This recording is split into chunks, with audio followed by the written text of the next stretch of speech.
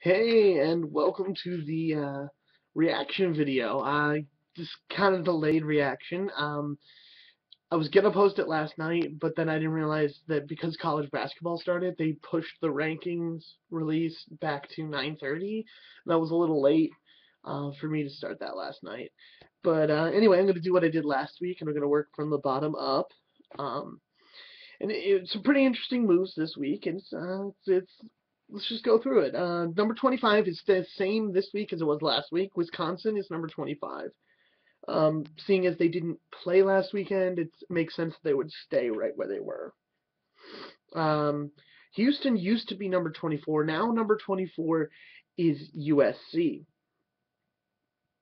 USC moves up into the rankings after having a strong game against an Utah team and only three losses on the season. The two of those three losses being to Notre Dame and Stanford. They're gonna go up pretty high. Go up into the top 25, obviously there. Next, I have number 23, North Carolina. That was last week. This week, it's Oregon. After beating Stanford, Oregon moves up into the top 25, going up to number 23. Number 22 was Temple last week. It's Ole Miss this week. Actually, Temple, because they lost to USF, has fallen out of the top 25 entirely.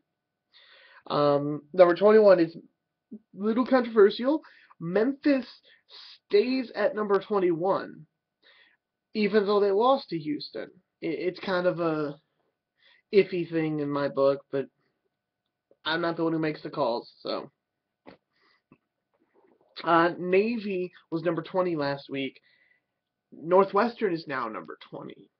They did beat Purdue, but apparently it wasn't impressive enough for the College Football Playoff Committee, and they bumped them down a couple spots.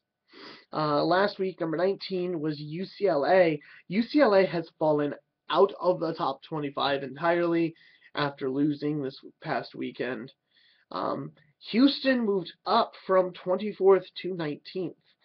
Seeing as they're the lowest ranked undefeated team, it's a little bit of a long shot for them to try and make it into the playoffs.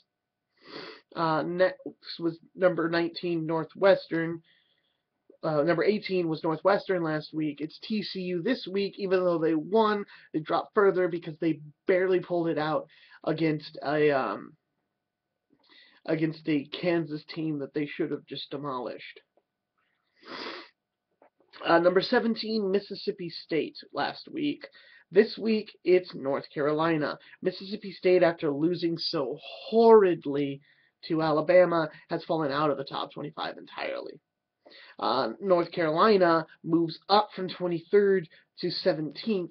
They're now 17th, and get this, they are they're a one-loss team. If they run the rest of their season, get to that ACC championship, and potentially beat Clemson, they could move up into the top 25, the top 5, maybe even the top 4. They could be on a playoff run if they win out. They control their destiny in that aspect. Next, number 16 was Florida State last week. It is Navy this week. Navy's having a great season, and with this win just this past weekend, they get to, I believe, 8-1, which puts them in their ninth 8-win season in the last 10 years. Now that's an awesome level of consistency, especially for one of the academy schools who tend to struggle year in and year out. They've had a lot of success recently, and I kind of would love to see that continue and culminate in a pretty big bowl game for them. Number 15 last week was TCU. We already know they went down 3 spots to 18th. But this week, 15th is LSU. They fall from the top 10 down to number 15 after losing to Arkansas at home. It was a beatdown for the first part of the game. It was 21-0 at one point. They did pull back into it, but they were really never in this game. So that's why they moved down. Next is number 14 last week was Michigan. This week they bumped Florida State up 2 spots to that. I think that's an okay decision. Florida State did win. And because they won, they will move up, especially how much it moved ahead of them. Number 13 last week was Michigan State. It is Utah this week. They're down a few spots after the loss to Arizona in overtime, or double overtime. Um, Oklahoma was number 12 last week. Michigan takes that spot this week, moving up from 14th. They're having a great season under first-year head coach Harbaugh. I really am impressed with how quickly he got that school turned around. Next, number 11 was Florida. It is Stanford now. After losing, they moved down a few spots, but they're still in a position to get back in the top 10 if they can win next week. Next, number 10 was Utah. It is now Baylor. They dropped from number 6 after the loss this weekend.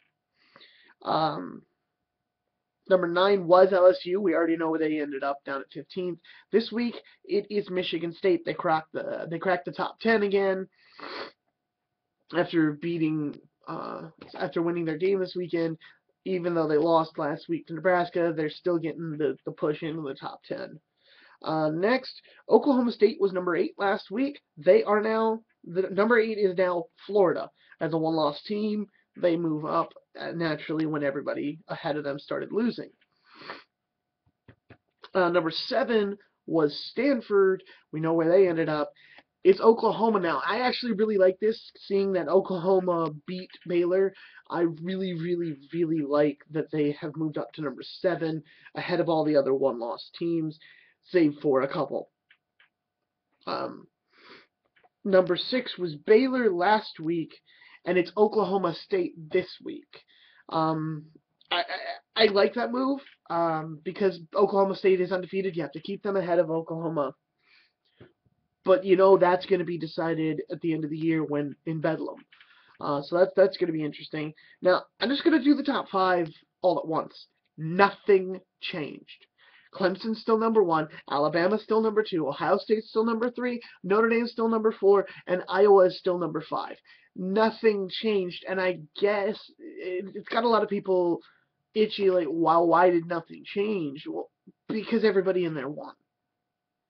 As drastically as numbers 6 through 10 changed, and how many people lost in those positions, none of the teams in the top 5 lost.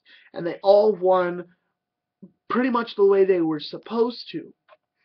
So there's no reason they should lose. They should move. It should stay the way it is. I gotta say, I'm really liking how the college football playoff committee is handling their judgments, especially at this point in the season where this isn't final. There's no saying that Clemson, Alabama, Ohio State, and Notre Dame will be the playoff people.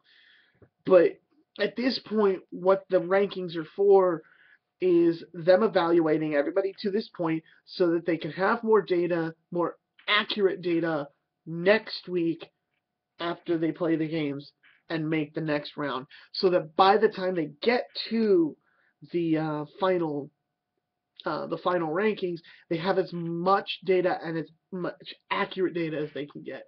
And I really think they're doing a good job with it. And I really think the rankings here, they make sense. Now, it's different and it's got to take some getting used to, like Memphis losing a game but staying put.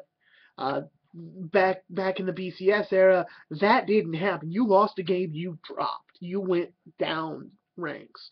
There was no staying put because it was a good loss. You moved, and I think it's interesting. It's different, and it's got a lot of people iffy on it. But yeah, that's my reaction to the ranking system. I gotta let me know what you guys think. I got a new subscriber again, so hey, up to 2 now. If you like the videos, click the like button wherever it is. Click the like button. Subscribe to my videos. I post at least 2 weekly. I'm gonna be doing 3 this week because I'm gonna, as soon as I finish this, start on the recap video. So tune in for that. Hey.